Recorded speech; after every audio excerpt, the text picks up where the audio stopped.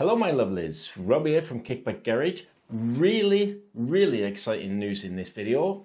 The moment we've all been waiting for, me at least, it is the new Rob Gray designed Lambretta shock. Grab a coffee, I'm going to tell you all about it.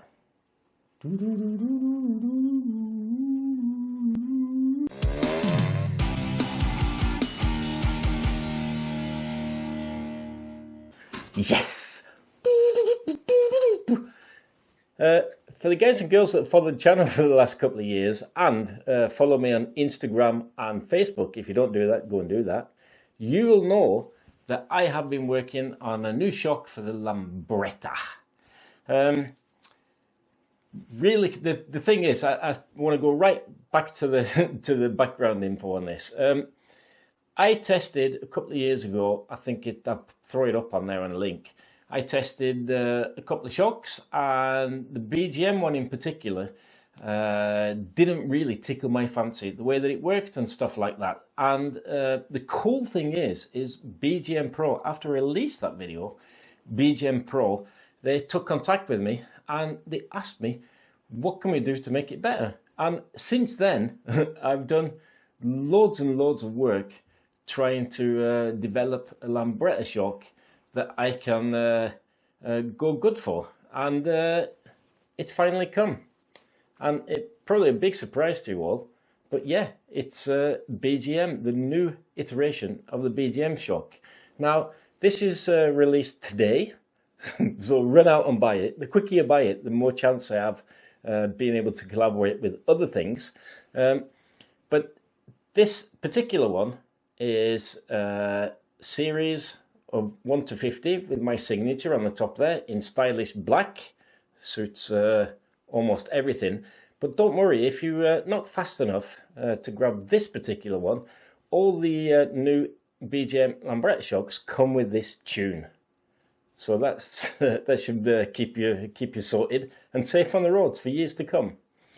So what I thought I'd do is go really techie on this, because I've had a few people asking me if I can do sort of tech specs and stuff like that, and I'll show you what goes into testing and development of a real proper shock. So without further ado, we'll have a look at my fancy drawing.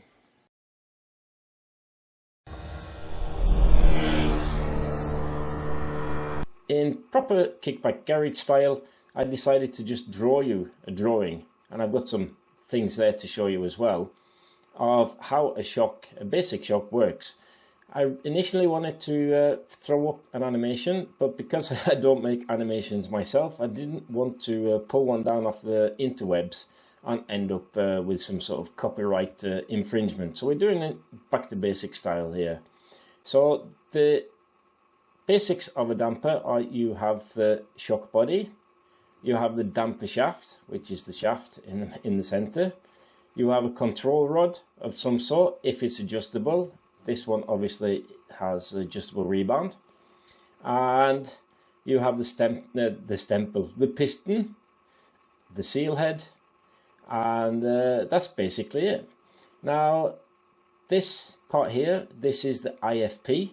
The IFP separates the nitrogen charge that you have in the bottom of the shock against the oil, which is here. That's what these squiggly lines are for. They're supposed to signify that's oil. It's in here, you know. Yeah, so I digress.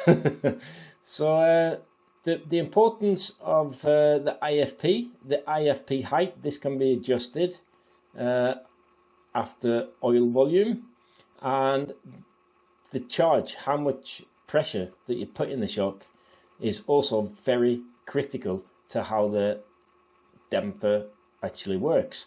Now the reason for having this is the fact that if you have a simple damper, if you take, for example, a damper from a Lambretta front fork, the cheap ones, the C-back or something like that, if you pull those really hard apart, you can hear it sort of a squishy sound. What's happening there is that you are pulling air into the oil, and you get oil aeration, and that means that the shock, especially with an advanced one like this, it won't work how it's supposed to.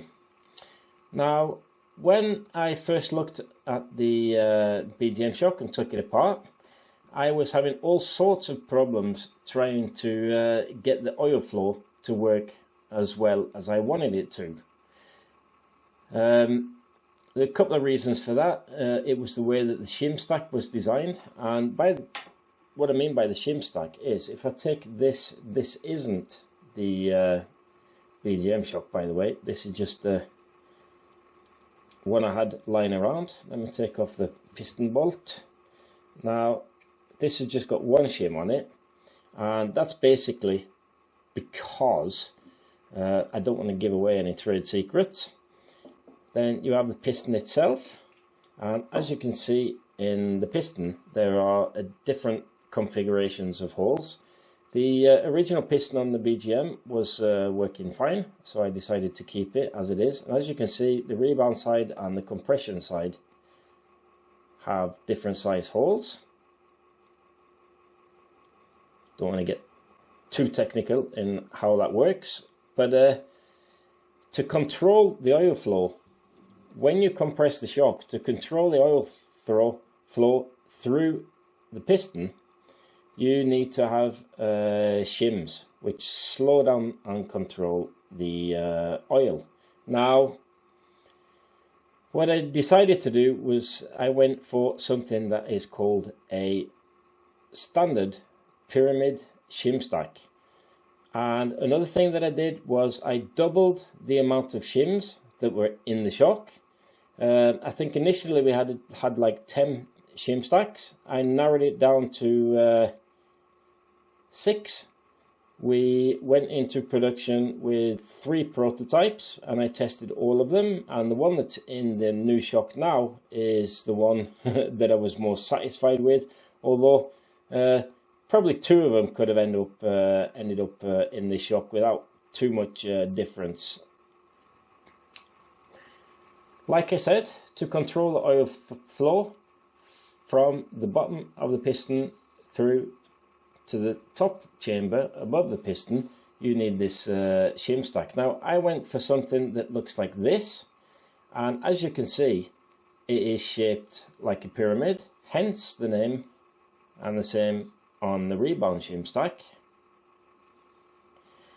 It's shaped like a pyramid. Now, the reason why I went for this is a classic shock build-up. The reason why I went for the classic pyramid shim stack is that you can have really, really thin shims here, here, and here.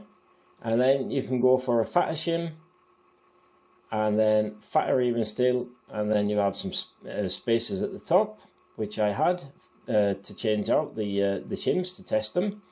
And the reason why I do that is because when the oil flows through the piston like this, it bends the shim. Now, if I take a shim, you can actually see it quite bendable. It's not a washer, it's a very bendy thing. Now, these come in a million different thicknesses and sizes, so yeah, it was a lot of work trying to figure out which one would work best. But the reason why I went for the pyramid style shim stack is that when you're riding on the merrily along the road and you're just hitting small bumps and undulations, then you bend the first shim and maybe the second shim, and with those being a little bit thinner, it feels really, really subtle. But if you get like a sudden shock, like a British pothole, then the oil has to fight against the shims that are further up the shim stack. So this gives the effect that the harder the hit that you get, the more control and feeling you get from the oil running through the passages. So it literally stiffens up the and slows down the speed of the hit, which makes it a much more enjoyable ride. And what this also means is that I can really fine tune the small bump complacency, and we're still not going to have problems. If you hit something massive, you're not going to be bottoming out all the time. So that's sort of the reasoning behind that. So, are you following me? I hope you're not finding this boring, but this is how this stuff works. And I did say I was going to do a proper tech update of what I did. So, that was something that we worked ages and ages with. The IFP height here, worked with ages. And I tried 100 different IFP pressures or nitrogen pressures just to get the feel that I wanted, because I really wanted this to be a nice, really nice subtle shock that feels good on the road, that grips the road really well. You really can't feel this thing working underneath you. It just feels like a magic carpet. But if you're a boy racer and you have a really powerful engine, we didn't want it to be that supple in the mid-range of the stroke, because what happens then is that when you pull the throttle, you can actually end up bottoming out the damper just on throttle response. So that's also a reason why I went for this pyramid shim stack design. Now another thing we looked at was the shape of the tip of this adjuster here. Now the oil flows on rebound, the oil flows through the shim stack, and it is controlled by this little bleed port on the end here. And this is the shaft, and the magic works at the end of the tip here. So what I did, I re-tapered the tip of this damping rod. I actually made 3 on the lathe. I think I've got a picture. I'll stick up a picture if I can find it. And I made 3 of these that I tested with the different shim stacks, and when I was completely happy with both the shim stack and the taper, I sent the drawings down to BGM, and they made me up 3 shocks with the 3 shim stacks that we had left. We used the original type mechanism and 2 of the ones that I designed, and we actually ended up on the one I've designed. And when I finally found a shim stack that I was happy with, an oil viscosity I was happy with, and then the IFP depth and IFP charge, we sent all the gubbins down to BGM, who manufactured the final shock, which is here. It looks pretty much like the BGM shock I tested, obviously apart from the signature. But there's also some other stuff we looked at as well. This was a serious case of no stone unturned, because when BGM contacted me and asked me what we could do to improve it, I went through the whole workings of this shock. Now, if you look at quite a few of the Lambretta shocks, aftermarket Lambretta shocks that are on the market at the moment, they've obviously gone to a motorbike designer and used the fattest diameter shaft, that's this one, that they could get hold of. Now, that's sort of good because it makes it nice and stiff. The problem being is that the wider the diameter on your shaft, it means that you have to have more seal area, and more seal area makes more friction. And because I was looking for a subtle shock that will tackle the small bumps just as good as the big bumps, we actually ended up with the size. I'm obviously not going to tell you which size it is. The size that we've got here, it's more than beefy enough for your Lambretta, but it's not as beefy as, say, an R1, a Yamaha R1 shock. And that's because a Yamaha R1 shock has to put up with a lot more stress than a Lambretta shock does. Now, the reason why I redesigned the taper here is on the adjustment mechanism, which, if I put this the right way around, is here, obviously. That moves the rod down the damper shaft and over this hole here, bleed port. The reason why I adjusted that is because I wanted a bigger range of adjustment so that you can really dial this in. But the good thing about that as well is if you're a complete numpty and don't really know what you're doing, although I'm going to do a video on how to set this up. If you just set it up really quick and say you're about 5 or 6 clicks out either way, then it's still going to perform pretty good. It's not going to be spot on, but you can. It's almost like you can just put it on, set your preload and your sag, and away you go. And that makes it a lot easier. And there's a much bigger chance of your average scooterist getting this pretty much in the ballpark as for settings. Right, another nice feature about this shock is the fact that you can adjust it so that you can use this on your series 1, 2 or 3. I think this length is round about 300, and you can wind out the eyelet here at the bottom so that you can adjust it up to 310. So that will fit your series 1 and your series 2. 300 obviously is the series 3. We have also designed a longer eyelet so you can jack that up even more. We had a few problems on the track where races are grounding out exhausts, and they would like a longer shock. So that is now possible. I'm not sure when that's coming live on the website, but it's coming for those that want to do that. Another thing that I did, I found out that with the spring that initially came on the shock, I had all sorts of problems trying to, when I set the sag correctly, and I set the compression correctly, the rebound was just way too slow. So what we ended up doing there was I tested a couple of different progressive springs, and there's a lot of information out there on the internet about springs, so I'm not going to really delve into that too deep.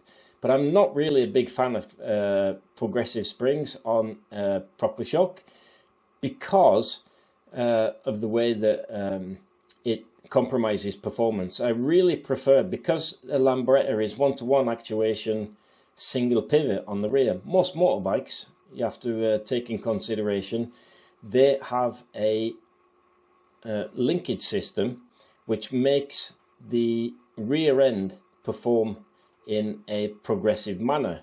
Now that's another reason why I went for the pyramid shim stack, is because that is a progressive shim stack. A spring by nature is linear. That means that it's got the same amount, it takes the same amount of force through the whole stroke to compress it, and to control it we change the gubbins on the inside of the shock. And I really did prefer the beefier spring. I think we tried 4 or 5 different springs and we landed on the 230 pound spring, which will suit your average scooterist better. Now if you weigh under 70 kilos and you never have a passenger, then I would recommend the 210 spring. But over 75 kilos, 80 kilos with gear, then this is the spring for you. Because of Corona and stuff like that, and the fact that this does take a long time, I have literally done thousands and thousands of kilometers over the last 2 years on at least 10 different shock configurations to finally get what I think is the perfect balance of a nice subtle shock without the need to use a piggyback, you know, the extra reservoir, because we've optimized the oil amount in the shock there. That's another thing I was going to tell you about. Not only does a fat damper shaft give you more friction, it also displaces more oil. So then the oil has a bigger chance of overheating. And when the oil overheats, if you imagine like brakes, hydraulic brakes, if they overheat, you cook the oil and it stops functioning as it's supposed to. And so that's what I wanted to avoid as well with the slightly thinner diameter damper shaft. compared to the motorbike type shocks. Right, like I was saying, it was a lot of R&D that went into this shock. A lot of time out on the road, testing, taking off shocks, putting new shocks on, back to back, you name it. But it was a lot of fun as well. And sitting here with the finished part in my hand is seriously surreal, because a little guy like me just hasn't got the capacity or the money to be able to put my own shock into production. And because they think I did such a good job, they've made this special edition version of this shock, which is only 50 pieces. So if you're really quick, you can get hold of one of these. And there's only me and 49 others that have got this. It's really cool. But don't worry, if you miss out on this particular shock, this tune that we have developed is the tune that's coming on all the new BGM Lambretta shocks. So that was the lowdown on the shock. I have to say, I'm absolutely in love with the way that it works. Like I said, consecutive brake bumps or bumps in the road, potholes, it tackles it all. And that's because of the way that I've designed it. It feels quite plush when you sit on the scooter, when you've set up the sag correctly. I have designed this for slightly more sag than is normal on the rear shock. So it's really pleasant ride. But when you get on the gas, because of the way that the shim stack is built up, it gives some really nice mid-range support. So you don't get that massive bottoming out if you've got a really strong engine, or your pie-eating pillion starts fidgeting. So this will work really well for everyday use, and it's very comfortable to ride. And because of the way that we've designed the internals, it also feels as though you've got more suspension than you've actually got, which is always a good thing. And just to recap slightly, this limited edition Kickback Garage Rob Gray Signature Edition shock, this is just going to be made in 50 pieces. They're on the website now. Snap those up if you want something a bit special. If you're unlucky and you miss one, don't worry. This is the same tune that's in all the new BGM rear shocks. Now, the reason why there isn't a paid promotion thing on this is the fact that I've done this for free. Obviously, I've been supplied parts and shims and pistons and stuff like that, but all the work I've done for free, mostly because I really wasn't satisfied with the shocks that were out on the market at the time I started this project, and I fancied having something proper myself. And I'm a bit of a fickle when it comes to how my suspension works. I have worked as a suspension technician for about 12 years or something like that before I started the job that I do now. So I do know what I'm talking about, and I'd really love to hear your feedback on how this works after you've bought it. And if you want to have a little bit of help setting this up, then have a look at my videos. I'm also releasing a video on how to set this up. And although it's about the BGM shock, it's basically the same way I like to set up all my shocks. So I hope you didn't get bored by this video. Got a little bit technical without giving away too many details. And I love you and leave it. It's so much fun having your own products. Anyway, I love you and leave you. I'll see you in the next one. Ta-ra!